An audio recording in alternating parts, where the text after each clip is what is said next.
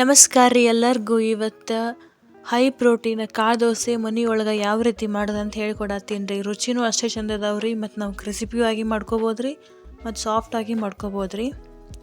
ಅದಕ್ಕೈತಲ್ರಿ, ಮೊದಲು ನಾವು ಅರ್ಧ ಬೌಲ್ ಮಡ್ಕೆ ಕಾಳು ತೊಗೊಂಡೀನಿ ರೀ, ಒಂದು ಅರ್ಧ ಬೌಲ್ ಹೆಸರು ಕಾಳು ತೊಗೊಂಡೀನಿ ರೀ.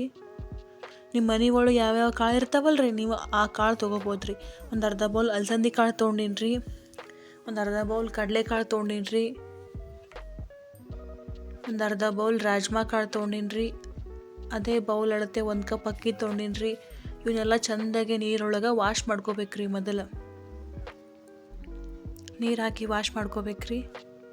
ಸ್ವಲ್ಪ ಮೆಂತ್ಯ ಹಾಕತ್ತೀನಿ ರೀ, ಸ್ವಲ್ಪ ಉದ್ದಿನ ಬೇಳೆ ಹಾಕೀನಿ ರೀ.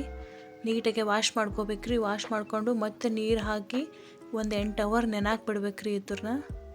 ಆಮೇಲೆ ಬೆಳಗ್ಗೆ ಐತಲ್ರಿ ಮಿಕ್ಸಿಗೆ ಹಾಕೋಬೇಕ್ರಿ. ಹಾಗೆ ರುಬ್ಬಿದ ತಕ್ಷಣ ಮಾಡ್ಕೋಬೋದು ರೀ ದೋಸೆ. ಇದನ್ನು ಜಾಸ್ತಿ ಹೊತ್ತು ಇಡಬಾರ್ದ್ರಿ, ಹಿಟ್ಟು ಹುಳಿ ಬರತ್ತೆ ರೀ. ನಾವು ಫ್ರಿಜ್ ಒಳಗೆ ಬೇಕಂದ್ರೆ ನೀವು ಸ್ಟೋರ್ ಮಾಡಿ ಇಟ್ಕೋಬೋದು ರೀ. ಸ್ವಲ್ಪ ಉಪ್ಪು ಹಾಕತ್ತೀನಿ ರೀ, ಸ್ವಲ್ಪ ಸೋಡಾ ಹಾಕತ್ತೀನಿ ರೀ. ಒಂದು 10 ನಿಮಿಷ ಬಿಟ್ಟಿದ್ದೆ ರೀ ನಾನು ಅದನ್ನು ನೆನ್ಸಕ್ಕೆ. ಚೆಂದಾಗೆ ಮಿಕ್ಸ್ ಮಾಡ್ಬೇಕ್ರಿ ಅದನ್ನ. ಈಗ ಉಪ್ಪು ಸೋಡಾ ಹಾಕಿ ಅವಾಗ ರೆಡಿಯಾಗಿಬಿಡ್ತಾವ್ರಿ ಇವು. ನೆನೆಸ್ಬೇಕಂತ ಏನು ಅವಶ್ಯಕತೆ ಇಲ್ಲರಿ. ಹೊರಗಡೆ ಜಾಸ್ತಿ ಹೊತ್ತು ಇಡಬಾರ್ದು ರೀ, ಹುಳಿ ಆಗತ್ತೆ ರೀ ಹಿಟ್ಟು. ಫ್ರಿಜ್ ಒಳಗೆ ಸ್ಟೋರ್ ಮಾಡ್ಬೋದು ರೀ. ಈಗ ತೆವಿಗೆ ಸ್ವಲ್ಪ ನೀರು ಹೊಡೆದು ದೋಸೆ ಹಾಕೀನಿ ರೀ, ಸ್ವಲ್ಪ ತುಪ್ಪ ಹಚ್ಚಿ ನೀಟಾಗಿ ಸ್ಪ್ರೆಡ್ ಮಾಡತ್ತೀನಿ ರೀ. ನೋಡಿರಿ ನೀವೇ ಎಷ್ಟು ಚಂದ ಕ್ರಿಸಿಪಿ ದೋಸೆ ರೆಡಿ ಆಗೈತೆ ನೋಡಿರಿ. ಭಾಳ ಟೇಸ್ಟಿ ಅದ್ರಿ. ಇನ್ನೊಂದು ಸಾಫ್ಟ್ ದೋಸೆ ಮಾಡೋದು ಹೇಳ್ಕೊಡ್ತೀನಿ ರೀ ಮುಂದೆ. ಇನ್ನೊಂದು ಹಾಕತ್ತೀನಿ ನೋಡಿರಿ ದೋಸೆ.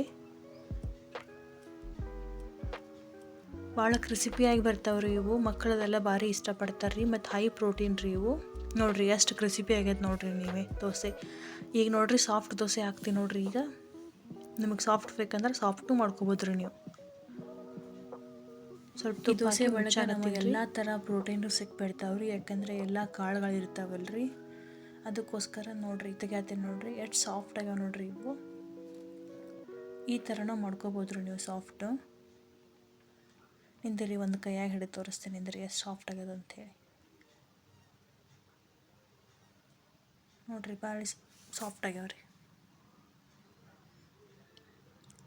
Full soft ಆಗ್ಯಾವ್ರಿ.